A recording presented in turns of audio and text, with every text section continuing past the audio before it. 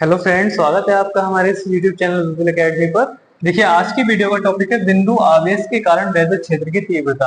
सही है, chapter first चल रहा है, आपको बताइए इलेक्ट्रिक चार्ज एंड फील्ड चल रहा है। और लास्ट वीडियो की अगर बात करी जाए तो उसमें हमने वैद्युत क्षेत्र की तीव्रता यानी कि इलेक्ट्रिक इंटेंसिटी और इलेक्ट्रिक पोटेंशियल वैद्युत विभव और पोटेंशियल डिफरेंस वैद्युत विभवांतर के ऊपर चर्चा की थी। ठीक है, काफी मोस्ट टॉपिक थे। जिसने वो लास्ट वीडियो नहीं देखी पहले उस वीडियो को जरूर देखें। अब बात करते हैं उससे आगे कि बिंदु आवेश के कारण वैद्युत क्षेत्र की तीव्रता कितनी होती है। कि भाई कोई बिंदु आवेश है, ये मान लो कोई बिंदु आवेश है हमारा Q प्लस Q। तो इस आवेश के कारण कितना वैद्युत क्षेत्र उत्पन्न होता है ये हमें निकालना है। मोस्ट टॉपिक है, इनके बिना अगले डेरिवेशनों में काम नहीं चलने वाला है। तो ध्यान से इसे अच्छे से नोट करना है, हेडिंग डाल लीजिएगा वैद्युत आवेश के कारण वैद्युत क्षेत्र की तीव्रता।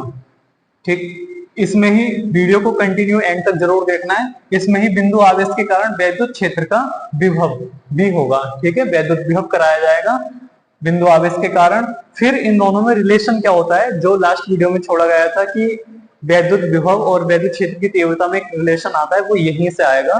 तो एंड तक जरूर बने रहना है वीडियो में। सही है, तो बिंदु आवेश के कारण वैद्युत क्षेत्र की तीव्रता अच्छे से हेडिंग डाल लीजिएगा और वीडियो को लाइक कर दीजिए और अपने दोस्तों को शेयर कर दीजिएगा। जो नए बच्चे हैं सब्सक्राइब करना नहीं भूलें। देखिए, माना कोई प्लस क्यू बिंदु आवेश है, समझना है बस ध्यान से। फिलहाल प्लस क्यू बिंदु आवेश है और इसके कारण हमें वैद्युत क्षेत्र की तीव्रता ज्ञात करनी है। तो वैद्युत क्षेत्र की तीव्रता ज्ञात करने के लिए हमें क्या करना होगा।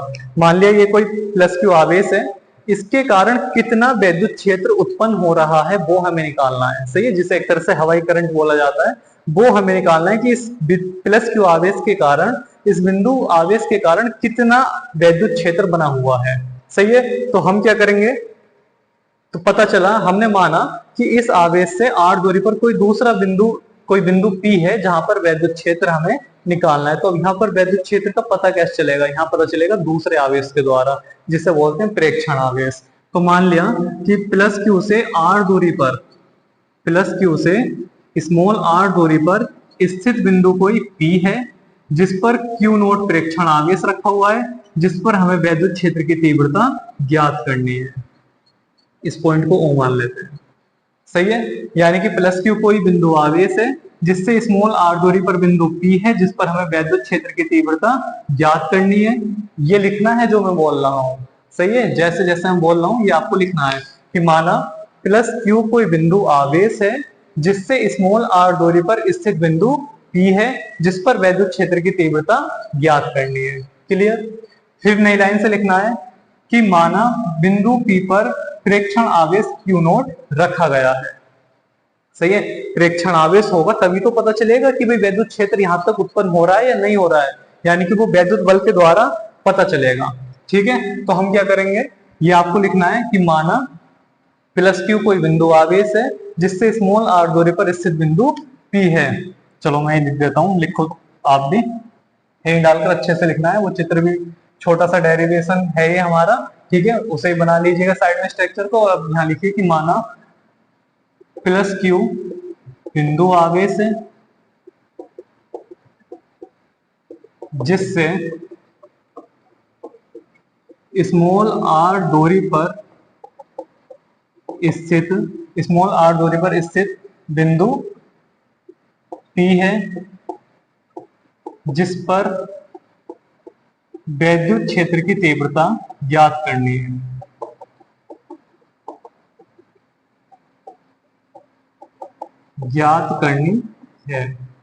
ठीक है, कहीं अलग से ये लाइनें नहीं आती हैं कि पता नहीं क्या लिख दिया, कहां से लिख दिया और रट्टा मारते रहो, ये ऐसा कुछ नहीं है। जो यहाँ दिख रहा है वही लिखा हुआ है कि माना कोई प्लस क्यू आवेश है जिससे स्मॉल आर दूरी पर स्थित बिंदु P है जिस पर वैद्युत क्षेत्र की तीव्रता ज्ञात करनी है। ठीक, अब ज्ञात करने के लिए हम करेंगे क्या कि माना बिंदु P पर प्रेक्षण आवेश Q नोट रखा है, प्रेक्षण आवेश Q नोट रखा है जिस पर लगने वाला वैद्युत बल। ठीक, ध्यान से समझो बात को। इतना आपको नोट कर लेना है। अब देखिए कि एक आवेश है हमारे पास प्लस क्यू और दूसरा प्रेक्षण आवेश है हमारे पास क्यू नोट। तो दोनों आवेश, जब दो आवेश हैं तो दोनों आवेशों के बीच में कुछ ना कुछ बल लगेगा। ठीक है, प्लस प्लस होंगे तो प्रतिकर्षण लगेगा, एक प्लस एक माइनस होगा तो आकर्षण लगेगा, लेकिन बल जरूर लगेगा।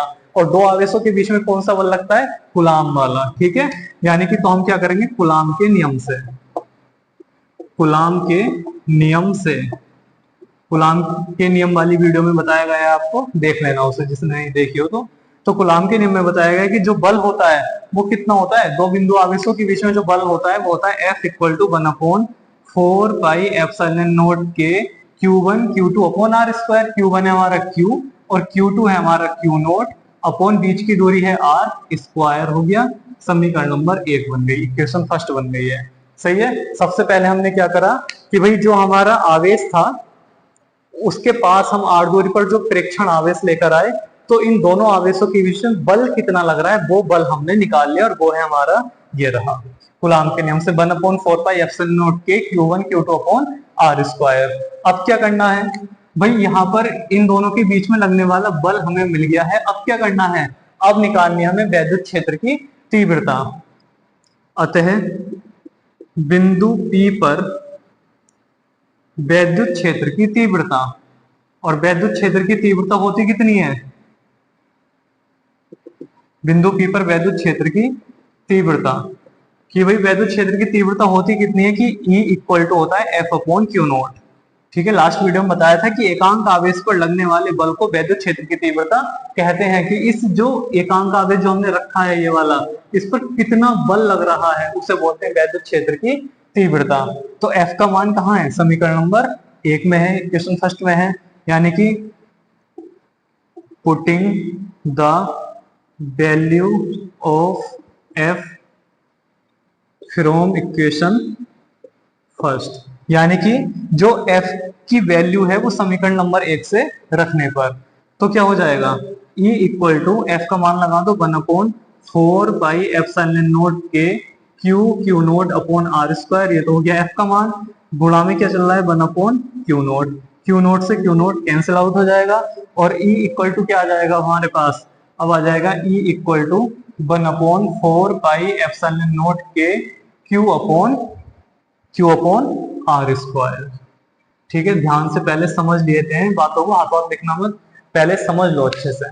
ठीक है, हमने करा क्या कि दो आवेश हैं तो दोनों आवेशों के बीच में लगने वाला बल निकाल लिया कूलाम के नियम से, और जब बल हमें मिल गया है तो हमने वैद्युत क्षेत्र की तीव्रता निकाल ली, बल का मान F का मान लगा दिया, Q नोट से Q नोट हमारा कैंसिल हो गया और हमारे पास क्या आ गया, फॉर्मूला आ गया वैद्युत क्षेत्र की तीव्रता का। यदि माध्यम वायु या निर्वात हो, यानी कि ये जो प्रोसेस है ये वायु में हो या निर्वात में हो। निर्वात का मतलब जहां वातावरण नहीं होता, वायुमंडल का कोई भी कण उपस्थित नहीं होता, कि यदि माध्यम वायु या निर्वात हो तो वायु या निर्वात के लिए K का मान होता है 1। ठीक है, K हमारा परावैद्युतांक है जिसका मान होता है 1। तो यहां से क्या हो जाता है, अतः वैद्युत क्षेत्र की तीव्रता आती है E equal to 1/4 pi epsilon naught Q upon R square. ठीक है, नोट कर लेना है अब अच्छे से आपको और ध्यान रखना है। वैद्युत क्षेत्र की तीव्रता जो आती है बिंदु आवेश के कारण वो आती है 1/4 pi epsilon naught Q upon R square, और मात्रक क्या हो गया इसका, न्यूटन प्रति कूलाम या वोल्ट प्रति मीटर। वोल्ट प्रति मीटर जो है वो अभी आगे आपको पता चलने वाला है इसी वीडियो में कैसे आएगा। सही है, तो अच्छे से इसे नोट कर लीजिएगा। हेडिंग डालना है बिंदु आवेश के कारण वैद्युत क्षेत्र की तीव्रता, और जैसे जैसे लिखा हुआ है ठीक है बिल्कुल वैसे ही लिख लेना है, टॉपिक पूरा हो गया है। बहुत आसान सा छोटा सा डेरिवेशन है कि बिंदु आवेश के कारण वैद्युत क्षेत्र की तीव्रता कितनी होती है, तो वो होती है 1/4 pi epsilon naught Q upon R square. ठीक है, ध्यान रखना है।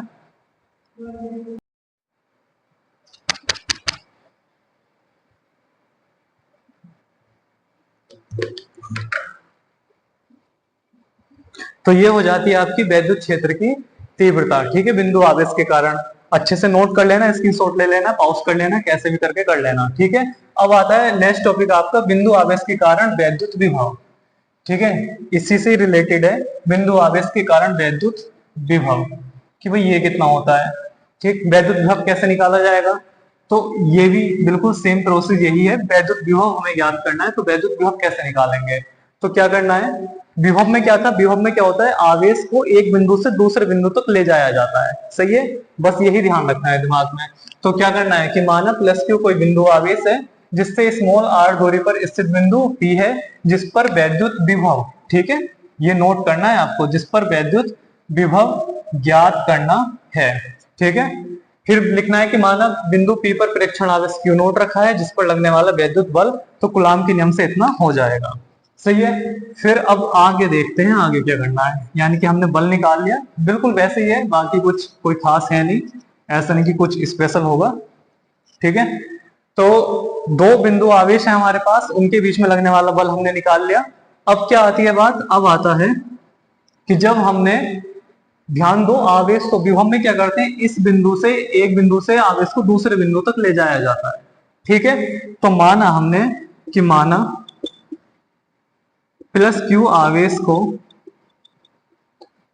स्मॉल आर दूरी विस्थापित किया, विस्थापित किया, तो किया गया कार्य, किया गया कार्य, तो हमने कार्य कितना करा, तो कार्य कितना होता है, कार्य होता है कार्य बराबर बल गुणा विस्थापन, बल है हमारा F और विस्थापन कितना विस्थापित किया हमने, आर दूरी, ठीक है, यहां से यहां तक की दूरी कितनी है, आर है, आर दूरी हमने विस्थापित किया, बल हमने इतना लगाया, तो कार्य कितना आ जाएगा, W इक्वल टू, मान लगा दो समीकरण नंबर 1 से 1/4 पाई के Q naught upon are square गुणा आर, ठीक है, एक आर से आर की घात कैंसिल हो जाएगी और कार्य आ जाएगा 1/4 पाई के क्यू नोट अपॉन आर, समीकरण नंबर 2, ठीक है। नोट कर लेना है इसे भी अच्छे से, दोनों के दोनों टॉपिक मोस्ट हैं, ध्यान से बिल्कुल अच्छे से, ठीक है, कि भाई वैद्युत विभव कितना होता है, तो वैद्युत विभव हमारा इतना होता है। हमने क्या करा कि बिंदु आवेश के कारण वैद्युत विभव निकालने के लिए क्या करा है, पहले निकाल लिया, फिर उसके बाद हमने कार्य निकाल लिया कि कार्य कितना करना पड़ा। तो देखिए आगे क्या होता है, यानी कि हमारे पास क्या आ गया, दो बिंदु आवेशों के बीच लगने वाला बल आ गया था 1/4 pi q naught upon are square, समीकरण नंबर 1 बनी।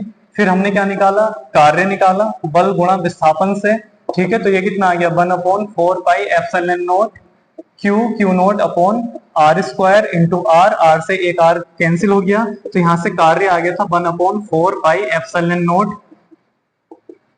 के क्यू नोट अपॉन आर, समीकरण नंबर 2, ठीक है, समीकरण 1 समीकरण 2 दोनों हमारे पास थी। उसके बाद हमें क्या निकालना था, वैद्युत विभव, ठीक है, तो वैद्युत विभव कितना होता है, V बराबर होता है W अपॉन क्यू नोट, तो V इक्वल टू W का मान समीकरण नंबर 2 से लगा लो, कितना है 1/4 पाई के Q1 Q2 upon r into 1/क्यू नोट से क्यू नोट कैंसिल हो गया और यहाँ से विभव आ जाता है हमारा 1/4 पाई के Q अपॉन आर, सही है। यदि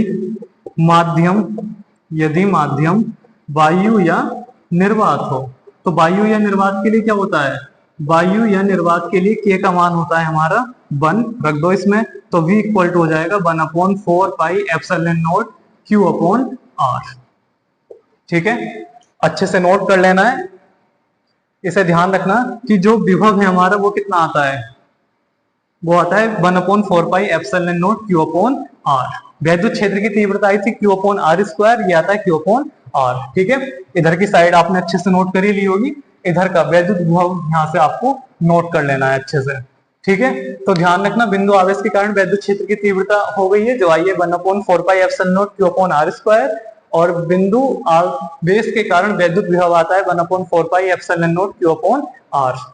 दोनों टॉपिकों को अच्छे से नोट कर लीजिए हेडिंग डालकर, दोनों के दोनों ही टॉपिक मोस्ट हैं। अब बात आती है इससे आगे, ठीक है, इसका स्क्रीनशॉट वगैरह ले लेना या वीडियो को पॉज कर लेना, बहुत मोस्ट है टॉपिक तुम्हारा, ठीक है, और दोनों टॉपिक एक ही वीडियो में मिल रहे हैं, सबसे अच्छी बात यह है, ठीक है, क्योंकि लेक्चर के रूप में वीडियो आपको मिल रही है। तो अभी हमने बिंदु आवेश के कारण वैद्युत विभव निकाला है, तो वो आया है 1/4 पाई Q अपॉन आर, समीकरण नंबर 1, ठीक है। और बिंदु आवेश के कारण अभी हमने निकाली है वैद्युत क्षेत्र की तीव्रता, बिंदु आवेश के कारण वैद्युत क्षेत्र की तीव्रता, और ये कितनी आई है, वैद्युत क्षेत्र की तीव्रता, और ये आई है आपके पास E इक्वल टू 1/4πε0 Q/r²। ठीक है, अभी आपने जो डेरिवेशन करे हैं उन दोनों डेरिवेशनों में ये आया है कि बिंदु आवेश के कारण वैद्युत विभव इतना होता है और बिंदु आवेश के कारण वैद्युत क्षेत्र की तीव्रता इतनी होती है। सही है, अगर वैद्युत क्षेत्र की तीव्रता को हम थोड़ा ठीक से लिखें, देखो ध्यान से देखो, Q/r गुणा 1/r लिख सकते हैं, कोई दिक्कत वाली बात नहीं है। ठीक है, 1/r² को 1/r इंटू 1/r लिख सकते हैं, और ये वाला मान किसका है, v का है, इक्वेशन फर्स्ट में है। यानी कि यहां से क्या मिल जाता है, यहां से मिल जाता है कि E इक्वल टू क्या होगा, v इंटू 1/r होगा, या फिर E इक्वल टू v/r होगा। ठीक है, और यही संबंध है जो पूछा जाता है, ध्यान रखना, जो मोस्ट टॉपिक है कि वैद्युत क्षेत्र की तीव्रता और वैद्युत विभव में संबंध बताइए। तो वैद्युत क्षेत्र की तीव्रता और वैद्युत विभव में जो संबंध है वो होता है हमारा E इक्वल टू v/r। अच्छे से नोट कर लेना है चीजों को। ठीक है, हाथों हाथ लिखते रहना, वीडियो को पॉज करो, स्क्रीनशॉट लो, कुछ भी करो, अच्छे से नोट्स बनाओ, अच्छे से नोट करो, ध्यान रखना है। ठीक है, अब यहाँ पर E क्या है, ये E है हमारी वैद्युत क्षेत्र की तीव्रता। वैद्युत क्षेत्र की तीव्रता इक्वल टू V क्या है, वैद्युत विभव है। ठीक है, वैद्युत विभव है, और R क्या है, R क्या है, दूरी। ठीक है, विस्थापन वगैरह है, यानी कि वैद्युत विभव और वैद्युत क्षेत्र की तीव्रता में ये हमारा रिलेशन है जो ध्यान रखना है, और यहीं से हमारा मात्रक बनता है वैद्युत क्षेत्र की तीव्रता का मात्रक। ठीक है, क्या बनता है मात्रक, V का मतलब विभव, विभव का मात्रक होता है वोल्ट अपॉन R क्या है, दूरी, विस्थापन मीटर। ठीक है, वोल्ट प्रति मीटर, जो मैं बार बार तुमसे बोल रहा था कि भाई वैद्युत क्षेत्र की तीव्रता का जो मात्रक है वो वोल्ट प्रति मीटर होता है, और ये मोस्ट है, पेपर में पूछा जाता है, तो वो यहां से आता है। सही है, वैद्युत विभव निकाल लेना है, जो अभी डेरिवेशन में करा है बिंदु आवेश के कारण, ये होता है V इक्वल टू 1/4πε0 Q/r। ठीक है, वैद्युत क्षेत्र की तीव्रता होती है 1/4πε0 Q/r²। सही है, बस r² और r यही अंतर है, बाकी कुछ अंतर नहीं है। दोनों के दोनों ध्यान रखने हैं, इनके बिना आगे जितने भी डेरिवेशन है काम नहीं चलने वाला है। अक्षय स्थिति, दृश्य स्थिति सब इन पर ही आधारित है। सही है, ये टॉपिक तैयार होने जरूरी है। फिर इनमें अगर हम रिलेशन देखें तो r² को 1/Q/r गुणा 1/r लिख सकते हैं, और ये जो मान है ये कहाँ है, ये समीकरण नंबर 1 में है, v का मान है, यानी कि इसकी जगह पर हमने रख दिया v, और 1/r ऐसे कैसे ही है, तो E का मान आ जाता है इक्वल टू v/r, और v क्या है, वैद्युत विभव है, वैद्युत विभव का मात्रक होता है वोल्ट, और r का मात्रक होता है मीटर, यानी कि वैद्युत क्षेत्र की तीव्रता का मात्रक आ जाता है वोल्ट प्रति मीटर। ठीक, यानी कि यहाँ पर हमने वैद्युत क्षेत्र की तीव्रता का एक नया मात्रक ढूंढ लिया जो हमारा निकल कर आया है वोल्ट प्रति मीटर। और तीसरा जो मात्रक है वो आपको कमेंट बॉक्स में बताना है, वो आता है बीमीय सूत्र से। वैद्युत क्षेत्र की तीव्रता का जो बीमीय सूत्र निकला था उसके अकॉर्डिंग आता है एक हमारा मात्रक। ठीक है, जो आपको कमेंट बॉक्स में बताना है। ठीक है, तो आज की वीडियो में वैद्युत क्षेत्र की तीव्रता निकाल ली बिंदु आवेश के कारण, और वैद्युत विभव निकाल लिया, और दोनों में हमने रिलेशन निकाल लिया है। ठीक है, अच्छे से नोट कर लेना, अच्छे से कंप्लीट करके नोट बना लेना। ठीक है, अपने नोट्स अच्छे से बनाते रहें, और वीडियो को लाइक करें, अपने दोस्तों को जरूर शेयर करें, जोड़ें, और जो नए बच्चे हैं वो सब्सक्राइब जरूर करें चैनल को। मिलते हैं नेक्स्ट वीडियो में नए टॉपिक के साथ। Thank you so much.